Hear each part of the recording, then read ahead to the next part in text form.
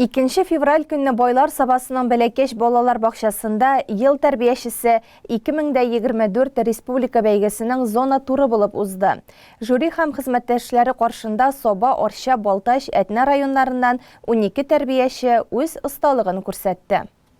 Yıl tərbiyəçisi konkursu ən yaxşı tərbiyəçilərinin iş təcrübələri bilən ortaqlaşu, sələtli tərbiyəçilərini oşuqlaw maqsadından ötkərilib. Bəygidə qatnaşuşlarını, qonaqlarını İngillik Bələkeş balalar bağçasına yürüşündən ilər sələmlədi. Tataristan Respublikası Məğarif Ministerliyi konsultantı Tatyana Sidorova rayon məğarif bölüge bilgiçləri çıxışından soň jirəbə salındı. Konkursantlarının nindi tərtibdə çıxış yasayacağı oşuqlanğaç, jüri һәм bəygidə qatnaşucu tərbiyəçilər üçün cavablı iş başlandı. Конкурс «Воспитатель года» проводится ежегодно в Республике Татарстан. В этом году у нас принимает 138 участников в республике, 12 зон и 2 номинациях «Воспитатель», дошкольной образовательной организации «Воспитатель» татарского языка. Надо сказать, что на уровне России ежегодно мы готовим педагогов, и наши педагоги занимают призовые места в Российской Федерации и в числе десятки и пятерки лучших. Поэтому педагоги, которые в этом году участвуют в конкурсе «Воспитатель года», талантливые, самые лучшие, самые креативные, самые добросовестные.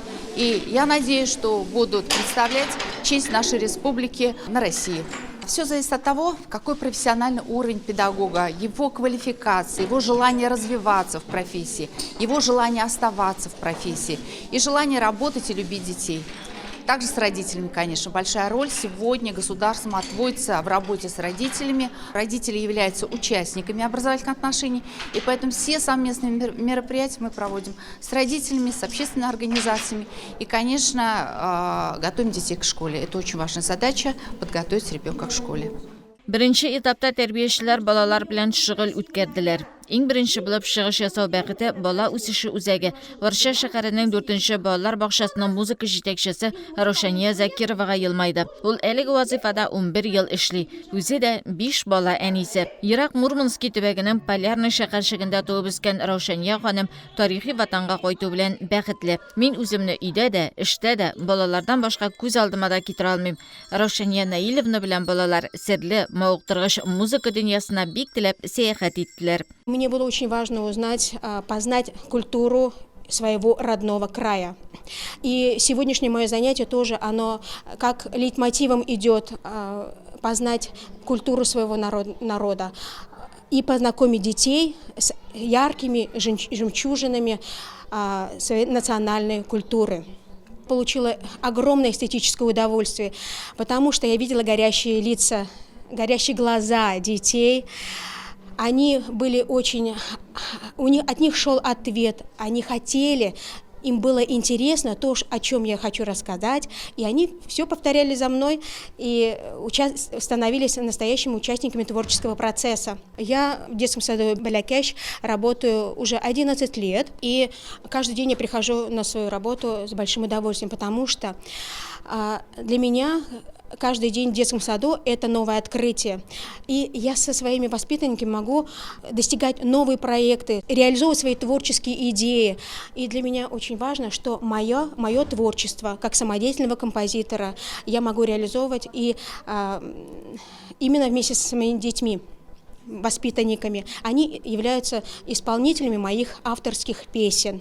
Самые первые, они являются дебютантами. Tərbiyəçilər üzərinin işənliklərindəki alımlarını türlü qızıqlı, mauqtırğış, ütimli yönəlişdə kürsətib birə oldular. Onları rayondaşlarımız Şəmədənlik Salavat Köprü Balalar Bağçasından Gülnara Afanasiyeva həm Bələkeş Balalar Bağçasından Gülüsə Əubəkirova çıxış yasadılar. Gülnara apaları balalarını yağımlılığı bilən üzünə qoratsa, Gülüsə apaları isə balalarını uylarga da mecbur etdi. Biz balalar bilən sosial oyun texnologiyalarını kullanıb, matematika fənindən sonlar iline сәяхәт дигән шөгыль күрсәттек. Балалар мәктәпкәчә әзерлек төркеме иде. Бик молодцы. Алар белән шушы шөгыль вакытында математикадан булган белемнәрен тагын бер кат ныгытып, исләренә төшерү иде максат. Бу эш бик кызыклы. Балалар белән үзебездәге гел балачакта яшәгән шикелле, алар белән гел яшәреп, аларның энергиясын алып, үзебезнекен алар белән бүлешеп, шайтырып эшләргә тырышабыз. Балаларыбыз да бик әйбәт. Бәләкәш балалар бакчасында ел тәрбиячесе бәйгесен үткәрү өчен барлык шартлар да тудырылган иде. Бакча коллективының тырыш хезмәте һәр җирдә күренеп тора. Безнең үзебезнең дә тәрбиячеләр монда катнашалар. Шулай ук безнең үзебезнең тәрбиячебез Гөлүсә Фәнисовна, ул татар теле буенча инде математикадан занятие күрсәтә.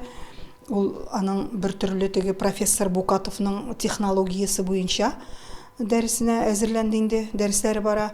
Шулай ук Шәмәрдәннән, үзебезнең Саба районы буенча Шәмәрдәннәр, Салават күпере, Әкият бакчаларыннан тәрбиячеләр бар. Бүген безнең ел тәрбиячесенең 2024 елның ел тәрбиячесенең зона этабы бит инде, республиканский бу. Безгә 4 район көч сынаша монда. Арча районы, Балтач, Этне һәм без Саба районнары. Безнең инде монда 12 тәрбияче көч нитә сынаша, кемнәрдер инде рус теленнән занятияларын күрсәтә, кемнәрдер татар теле буенча теге җиңеп чыккан районда җиңгән ниләр инде тәрбиячеләр монда. Бик җанлы бара, бик әйбәт бара, Аллаһка шөкер.